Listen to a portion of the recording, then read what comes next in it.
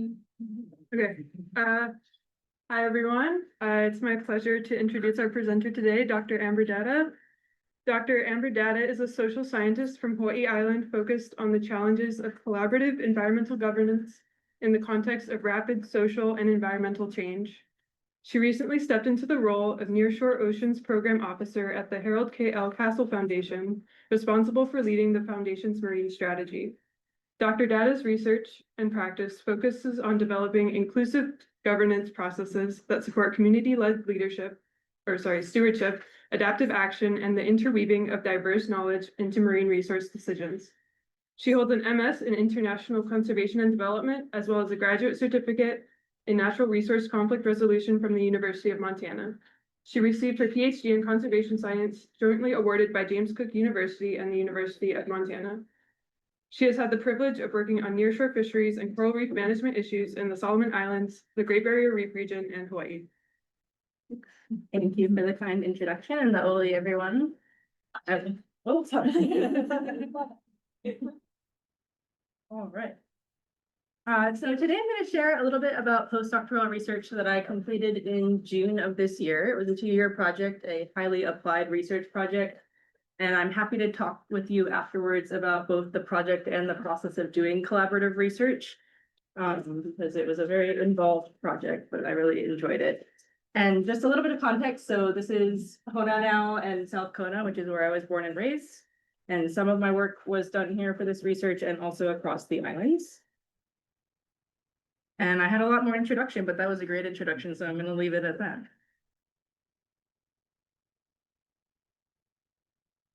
So I'm curious, for those in the room, how many of you are in the marine and nearshore space? If you could raise your hand.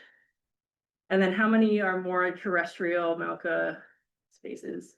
Okay, so I'm going to try to balance the nearshore fisheries intro information with some more details for those of you who know it. So climate change and other anthropogenic stressors are accelerating change in coral reefs and nearshore fisheries around the world, including in Hawaii. Our nearshore fisheries are important for ecological reasons, but also for social and cultural and subsistence reasons here. So there's both a social and ecological dimension to these systems, and both are important for navigating climate change effectively.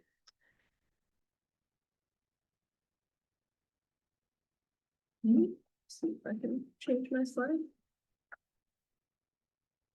So bringing us to the context of Hawaii, there is a lot that needs to be done to improve our management of nearshore fisheries, including a collaborative approach led by communities and by government, ideally in a happy collaboration, although it has been challenging at times. I just want to check. So in order to promote a more flexible and adaptive approach in the face of climate change, there has been a movement towards really locally place-based marine resource management across the islands, led by communities of place. And this sits in a context of Hawaii being part of the Pacific, in addition to being part of the US. And so what this looks like in the modern day context is communities collaborating with government to create a marine area and then pass rules for those areas. So these are things like bag limits or size limits or spawning area closures. And it's been a long journey to do this. It's been about 2 decades of work. Once these areas are passed, it's a huge success for that community and for the governments that are working with them. But there's still more that needs to be done. So the rules, once they go into place, tend to be a bit stagnant. So for example, if you create a bag limit of 5 for Au Hou or whatever kind of species the community cares about, if something happens to that population or there's a bleaching event or the population does well and increases, it's really hard to change those rules. So this project is very focused on how do we get into that rulemaking process and make the rules themselves more flexible and adaptive. So, and just to put us in place, this is Maunalua Bay. This is the most recently created fishery management area. We also have 2 community-based subsistence fishing areas, actually 3 in the state, but 2 up here, 1 on Hawaii and 1 on Big Island. So this is really a statewide effort.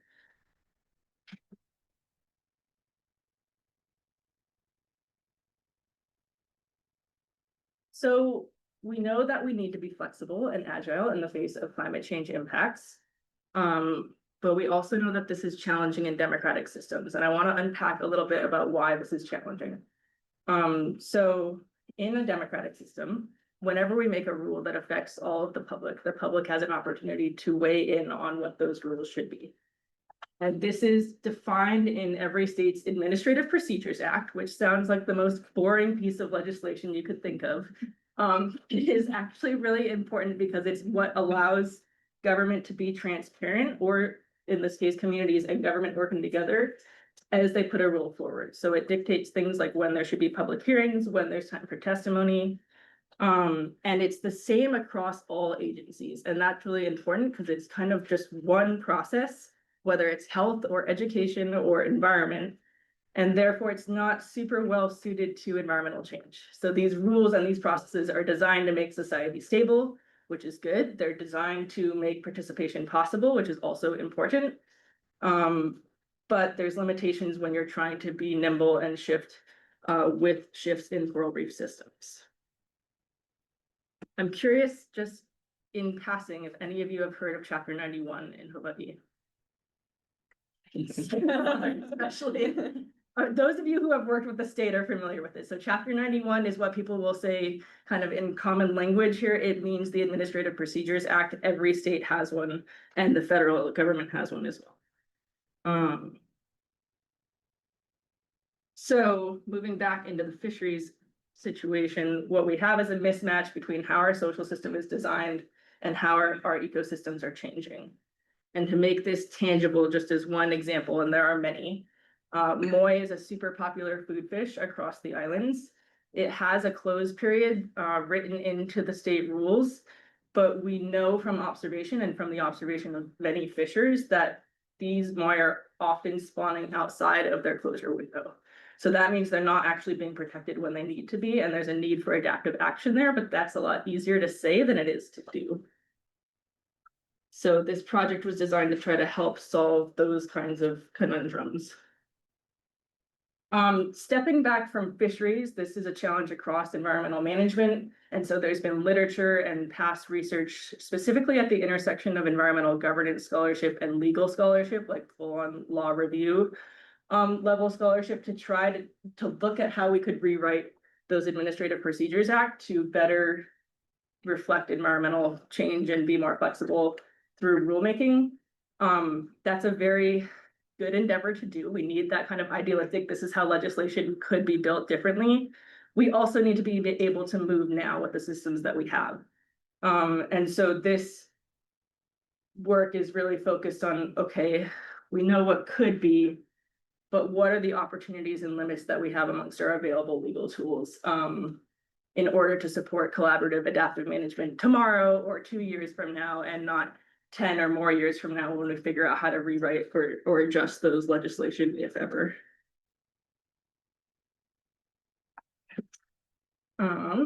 So just to put this case in context, what this conversation looks like right now in practice, there is a shared interest in adaptive management. If you talk to government officials or to community or to NGOs here, you will hear a lot of positive, yes, we should do this, yes, we need this.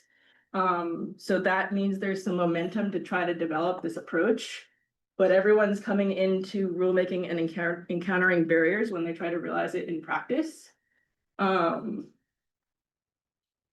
And it's easy to say, yes, we want to do adaptive management, and it's a different thing to figure out what people actually mean by that.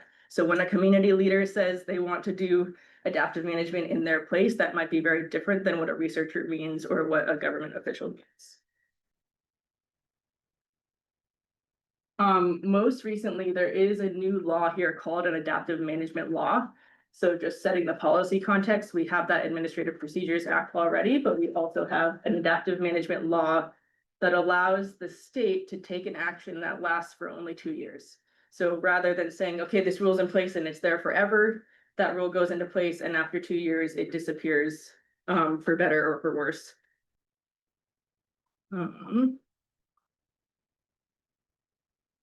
So there's a new opportunity here. The state has tested it once. There might be more opportunities to test it in other ways. And there also might be some other ways to use our Chapter 91 process differently or to use emergency rulemaking. So you've probably heard of governors or leaders declaring emergencies for society in general, usually in response to a disaster. There is sort of an environmental equivalent to that. If a species looks like it's going to really crash, you can call for emergency rulemaking, and this lets the state move really quickly, but whatever it does only lasts for 6 months. So you can see there's a pattern there. The quicker it is to put a rule in place, the shorter the period is that it lasts. And so there's only one example of using that emergency rulemaking so far, which I will talk about. So this project was big. It was a 2-year project. There were a lot of research questions and objectives. I'm not going to talk about all of them, but I want to orient you to the full scope of the project and then dig in on a few pieces. So the first research question is, what are the hopes, ideas, concerns for adaptive fisheries management held by fisheries actors from across sectors and islands? So the objective there was to really assess fisheries actors' expectations, hopes, and concerns related to adaptive fisheries management, and to provide recommendations tailored to the specific needs of Hawaii. So here is the part that is really on the ground, talking to communities, talking to NGOs, talking to government officials, and government staff to figure out, okay, what do you actually mean when you say adaptive management, and how do we start to action that? We then went to what are the strengths and limitations of existing rulemaking processes for supporting adaptive actions to manage nearshore fisheries. So we have those 3 rulemaking opportunities. When is one useful versus another to try to realize some of the different hopes that communities or others are bringing up? So the first is to identify those rulemaking processes. That's a policy analysis. And then to articulate the lessons learned from previous rulemaking processes. And then lastly, how can rulemaking processes better support adaptive action? How do we do better in the future? So I did actually a bit of a policy comparison to other states. I won't talk about that today because it's a lot. But I do want to go over some of the next steps that we found through the research. So today I'll just talk about these 3 objectives. And if you really like this information and you want to learn more, you can read the full report.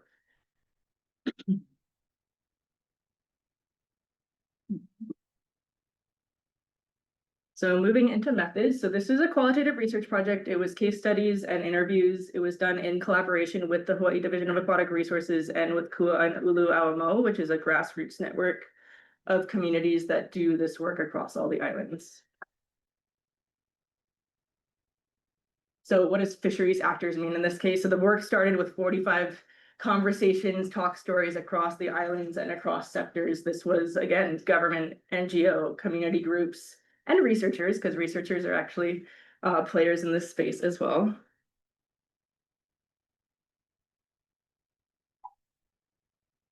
And then there are 2 case studies that I'll briefly go through, kind of sub cases of each of the 2 rulemaking processes that are less used. And how many in the room have done qualitative research or interviews before? A few of you. Okay. Well, I'll give you the basics. So these are hour-long conversations. Some people like to talk longer, so some of them went to 2 hours, especially if they were involved in a lot of previous rulemaking. It was a stratified sample, so I was trying to talk to people across all the islands and across all those different sectors that I mentioned. And the idea is to get a really diverse range of perspectives on these issues. I offered confidentiality, so that means that I don't release the names of the people I talked to unless they wanted me to. So they had an option to be quoted directly if they wanted to. And that's just to give them credit for their ideas if they want credit. So after the informal talk stories, that was kind of just a step 1. Is this the right direction to go with the project? I did around 41 interviews in the end that were more formal. There was also a public comment review. So in rulemaking, there's the periods where the public can give testimony or comment back to the government. And that is all recorded, and it's something that you can analyze when you do this kind of research. So I had 2 students that were helping with that, and then a legal intern to help with the policy review.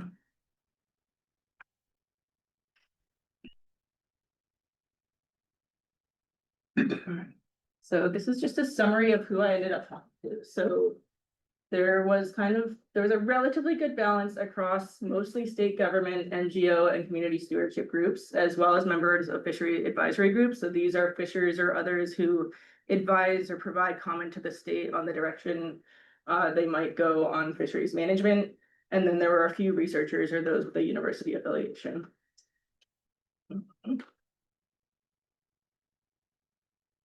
And just so you can see this by island, so there were group or individual interviews. So some communities prefer to be interviewed as a small group rather than as an individual. So both of those types of interviews are included in this count. And the idea was to represent proportionally the number of efforts that are happening across different islands. So you can see that there's a lot happening on Au Hou and a lot on Hawaiʻi Island. And that reflects the large number of groups that are doing this work on the ground and the number of marine areas there. Maui and Kauai were pretty small. Kauai was, I would say, relative representative of what's going on there, so it should have been relatively small. Maui was just a timing situation, so this was right after the Lahaina fires, and then DAR was running a very large rulemaking process on Maui while I was running this project, so I didn't necessarily double tap people who were already doing a lot of work with DAR. So Maui could have been a little bit better, but there's still time for them to weigh in.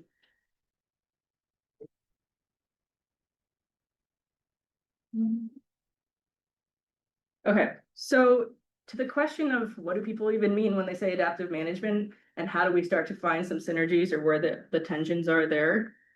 I was able to code my interviews and sort them into 5 different definitions, and I'm not going to drag you through all of those definitions. I just want to point out how many different ways people are thinking about this. 2 that are notable are sometimes you say adaptive management, and because that new law just came through, everyone thinks you're just thinking about that one law. And so they think it means actually a no-take or a moratorium on the fishery. Another that's interesting is structured decision making. So if you talk to a scientist or too many in government, they will think of it in terms of a very structured, iterative process of testing out different management techniques, evaluating them, and then changing them.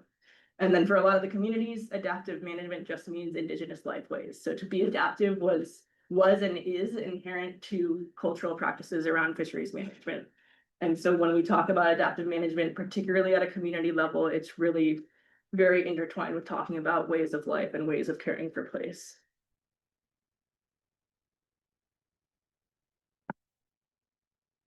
So just to highlight a few of the hopes and concerns that came out of these interviews. It was very hard to talk about what people wanted for adaptive management without hearing everything that was frustrating about fisheries management in general. So I just want to honor that and highlight a few things that were brought up. One is that nearshore systems are very complex. We're dealing with a lot of different fish species, coral species, stressors coming off of like Malca sources. And so figuring out what's causing increases or decreases in fisheries and how to respond is really challenging. We have limited data and knowledge. We have very well studied reefs, but at the same time, that knowledge is not always available to everyone, or we don't have data structured to answer the questions that we need to answer. In general, there's limited capacity at the community and government level for both doing the monitoring of what's happening on the reef and doing the rulemaking process, because it's a long process, and I'll show it to you in a second. And then just generally, it's very contentious. So to work in the fishery space is to work across a number of different stakeholders who do not always get along with each other or have the same view on what should be happening in fisheries management. And that includes really different social norms around the scale at which decisions should be made. So do we want statewide rules? Do we want island-wide rules? Or do we want really place-based specific rules, which is a little bit more in line with how management happened here historically. So the other thing that was interesting coming into a conversation about adaptive management is a lot of people responded to that question by saying, well, actually, sometimes it's good for things to be stable. It's easier to follow rules if you know what they are and they don't change. It's easier to enforce them. Although I talked to some enforcement officers who said they didn't actually mind either way whether rules change. So that was kind of an interesting finding. Again, there's limited capacity to change the rules, so going through all those steps is hard for state actors. For commercial fisheries in particular, knowing what your limits are going to be year to year can help you predict what your catch and your income levels will be. So there's there were commercial fishers who wanted adaptive, flexible approaches, and there was also times when they said, no, just keep it the same. It's easier to deal with that way. And maybe from a more environmental perspective, in places that hadn't previously been protected or had rules in place, those rules took a lot of effort to put in place. So if you make it too easy to remove them, they're going to have to do that work all over again. On the other hand, there's still a value for flexible rules. We talked about a lot of this, but it came out in the interviews as well.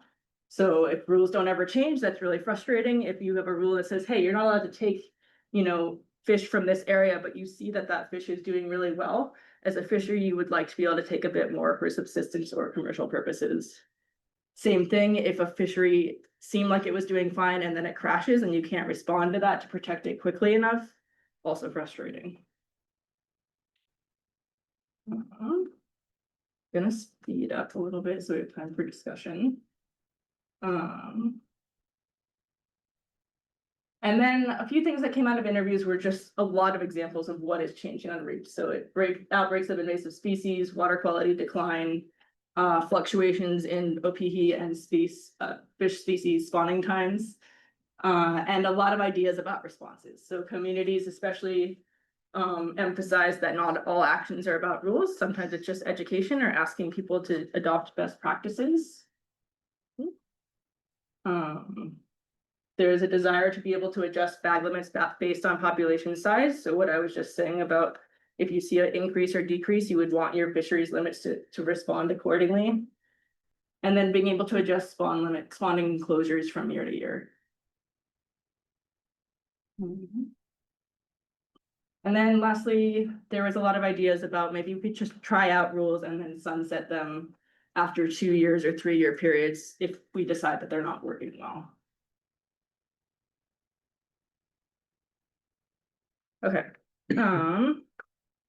I will take you briefly through the rulemaking pathways. You do not have to memorize them or know all the details, but it's good to know that they exist if you want to work in natural resource management or conservation.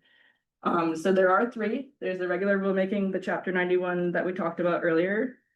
There's the new adaptive authority rulemaking or adaptive management law. And then there's emergency rulemaking. And just some highlights about how to think about these. Regular rulemaking is the slowest. It takes an absolute minimum of 6 months. It usually takes 2 to sometimes 10 years to get through that process because there's so much public input and back and forth. The adaptive authority is much faster. That's 47 days-ish. It's usually less than 2 months.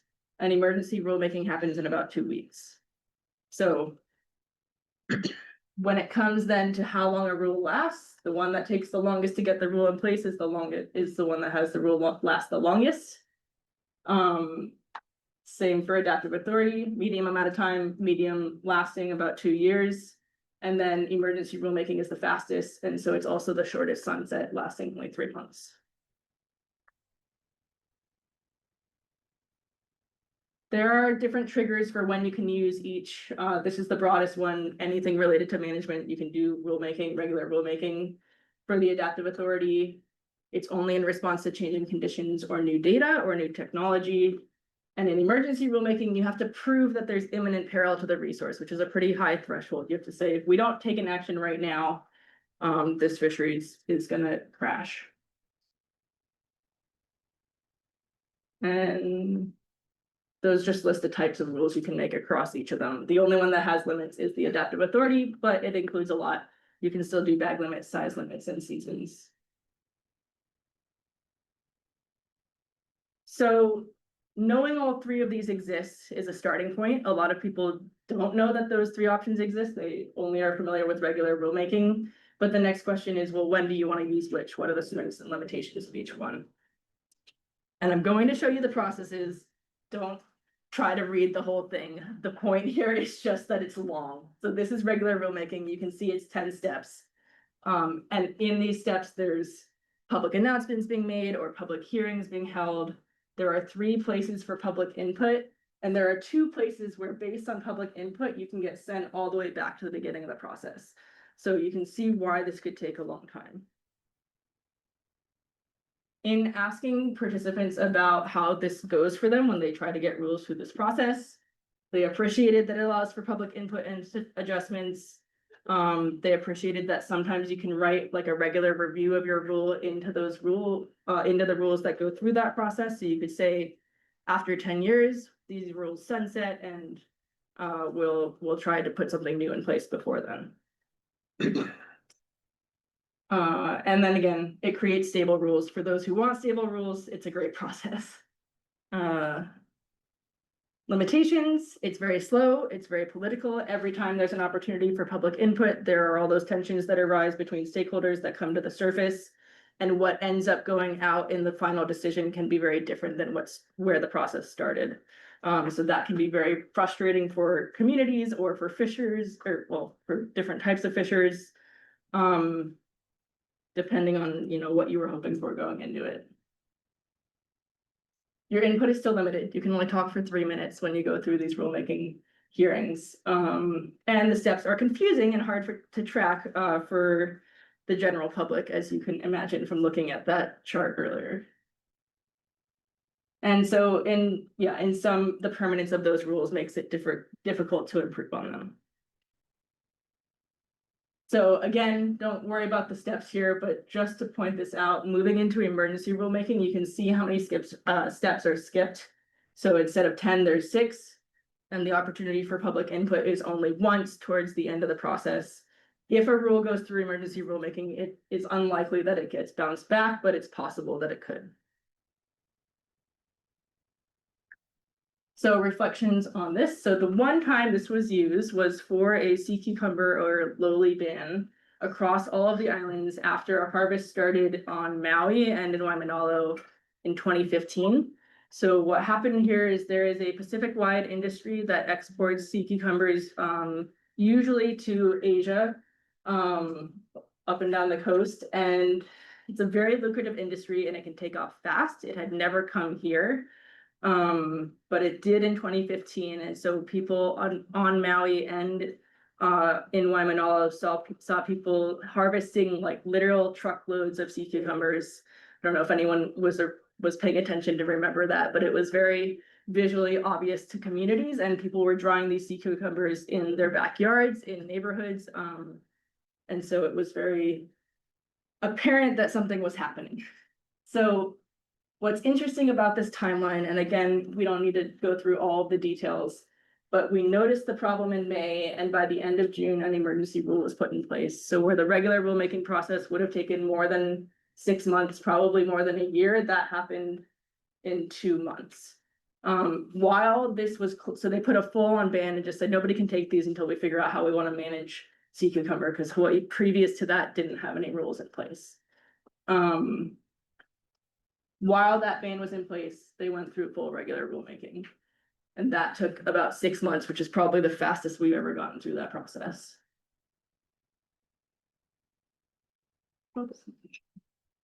So for those who were interviewed who were part of this process, there were probably only, I think there was about 12 people who still remembered the details of this. They saw this as a successful mechanism because there were few users affected, so there weren't a lot of fishers who were taking. The impact was very visible, so there was public support for action. And so you can conclude from that, if the impact is severe, the number of users impacted is low, and the controversy is therefore low, it's easier to use the emergency mechanism. The weaknesses is that even in that process, there was a lot of distrust for what data and knowledge went into that decision. So fishers were still questioning, was that really the right decision to ban it entirely? There was also some unintended consequences and confusion over how quickly that happened, because everyone was used to rules being very slow. There were some fishers impacted that just would harvest slowly for their family purposes, and they were no longer allowed to take during that time. So to improve, it's probably worthwhile to seek feedback from fishers, even if it's very short period to do that, just to figure out if there's any potential unintended consequences. And by fishers, I mean broadly all types of fishers, just for definition purposes. So commercial, subsistence, cultural practices. And then lastly, again, here's the adaptive authority rulemaking, very similar to emergency, except that it takes a little bit longer to go through. There's an opportunity for public input that's a little bit more substantive. It takes about 47 days in practice to get a rule through this process, but it sunsets after 2 years. So the one time this has been used was for Pakui or the Achilles tang on Big Island, West Hawaii. This was a fish that is targeted for food purposes, but also for aquarium trade. And so there has been some concern over it for really over more than a decade about the population numbers that we're seeing. So West Hawaii has some protected areas specifically where aquarium take is not allowed for this species and several others. And unlike other species, this species was not seen to recover after those areas were put in place.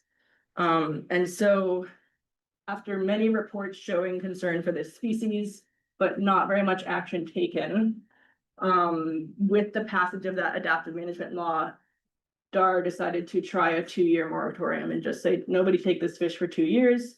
We will try to figure out what's going on and then figure out what the longer term rule should be. So just to highlight that, and sorry, the colors are a little off here. This actually started in November. Well, it started in October, and by December, there was a rule in place. So again, quick action.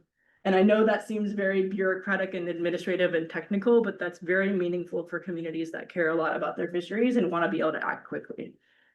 And previously, there was no way for them to do that unless it was a real emergency. So that's the public notice point. Went through quickly. While those 2 years were going on, while there was a closure, they went through that regular rulemaking to replace it with a permanent rule. So just some reflections from participants on strengths and weaknesses here. Strengths, there was an ability to move quickly after many years of inaction. There was at least one round of public input allowed, and then a sunset of 2 years. So there was a bit of check on that power. So you can imagine if you didn't trust whatever action the state had made, the fact that it sunsets after 2 years is a way to balance that out and say, you know, we didn't give you as much opportunity for public input as we might have otherwise, but at least it's not going to last forever. Also, everyone now thinks that the adaptive management law is only about moratoriums, so that's a bit of a public communication issue. It's not. It can be used for any kind of rule, and including loosening rules, if there's rapid change, new data, or new technology.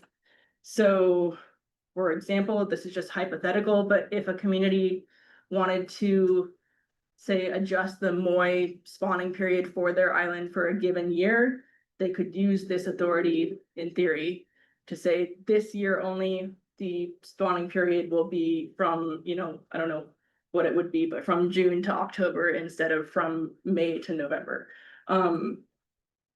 So just a note for being aware that this rule is not just a moratorium option. Weaknesses, unlike the lowly, there was a lot more disagreement across subsistence, commercial, and government professionals on what was going on with this particular fishery. And so there was mixed support for that moratorium. It did end up going through. There was again confusion of the process. How did this happen so fast? When it's usually such a long process.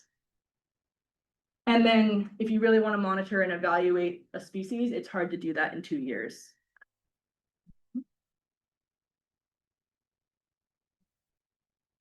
Okay, so like with the emergency rulemaking, if there was more venues to gather data and fishers' knowledge, even as you're going through that faster process, for example, through advisory committees or other ways of fishers and community stewards and others weighing in on the process, that might help to have a rule that is more accepted and more appropriate for place.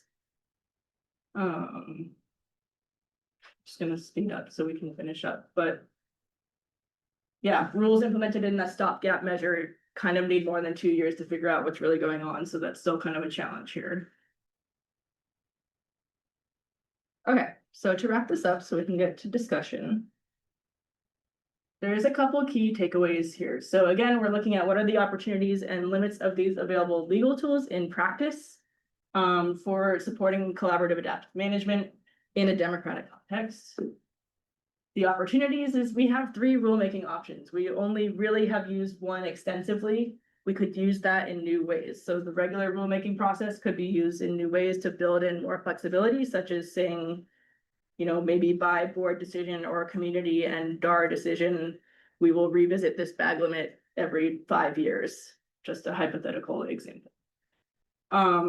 There is a lot of momentum around developing an adaptive approach that's super important in the context of climate change and in the context of trying to realize cultural practices fully, such as rotating Au Hou systems or rotating closures.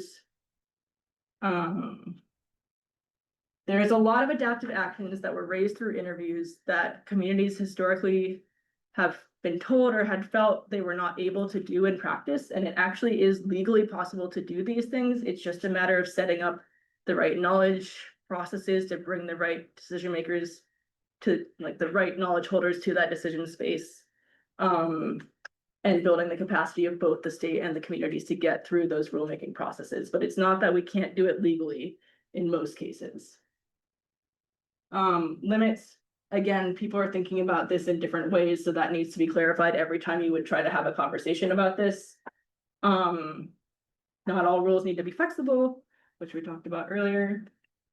And there's definitely clear trade-offs here between public input and trust building and speed. So the faster and more adaptive you are, the risk of lowering public input and trust becomes higher. And so depending on the situation, the place, the species, you might want to strike that balance differently.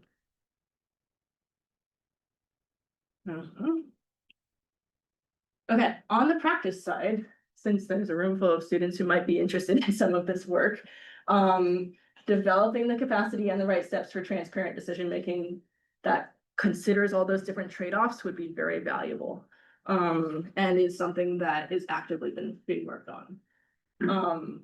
Developing data and knowledge processes alongside those decision processes would also be helpful. So if you want to bring multiple sources of knowledge into the decision-making processes for any of these rules, so for example, considering cultural practice or considering fishers observations and also considering more like quantitative monitoring, there needs to be a process by which to do that, and that can take time to develop properly. So it's not just that we need to gather the information, it's that we need to create the process by which that information is gathered. So in terms of future applied research, it would be really helpful to contribute towards building these processes with communities and with government. So for example, pick an adaptive action that communities or others want to try and work through what it would look like to actually realize that in rulemaking. So in conclusion, just kind of broader picture for democratic context and fisheries management. Being aware that there's multiple rulemaking options and that they can be used in different ways is important, and should not be assumed unless you have someone who's going to drone at you for 45 minutes about it, like I am. It's important to just kind of check out what the opportunities are. Evolving legal options to consider the trade-offs between flexibility and stability.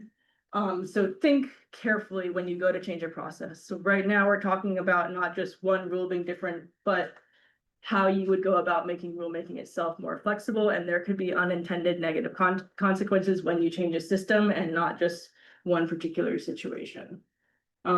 So you wouldn't, for example, want to make it too easy to change rules based on poor information sources.